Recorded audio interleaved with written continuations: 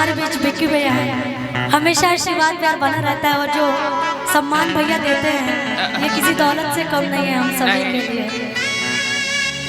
कि घर घर जाके तू भोगा वाला कहेलो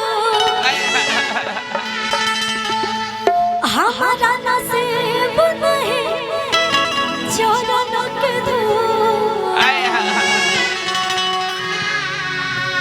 किए रहे आइलू ए मयरिया आए रहे आइलू ए मयरिया हमार दुआरिया कइलू आए रहे आइलू ए मयरिया कि अरे घरे घरे जाके तू भगवाना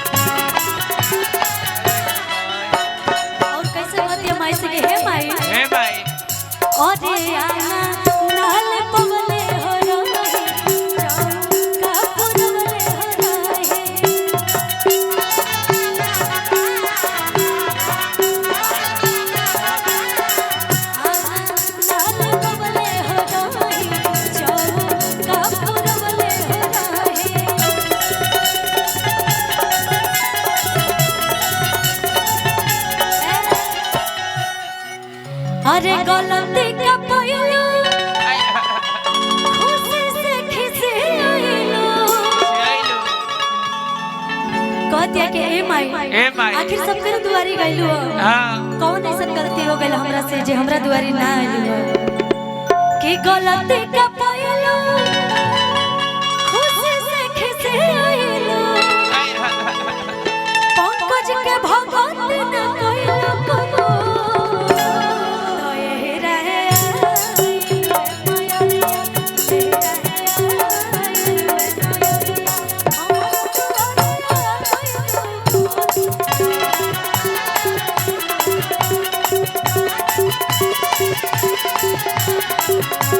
Thank you.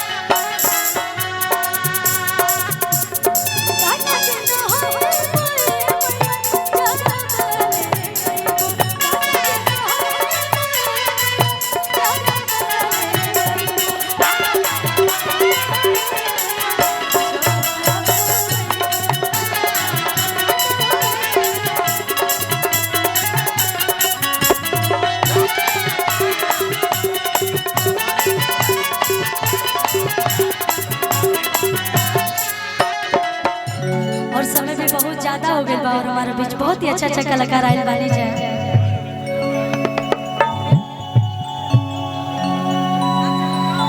बहुत सारा कलाकार आयल बानी जाए। हाँ। और गीत संगीत तो रात भर चली अभी तक, है ना? हाँ जी। और हम जानत तानी कि आप लोग कोनो चीज के इंतजार करत तानी, हाँ, तो हम देरी ना करल चाहत तानी। भोजपुरी गाई।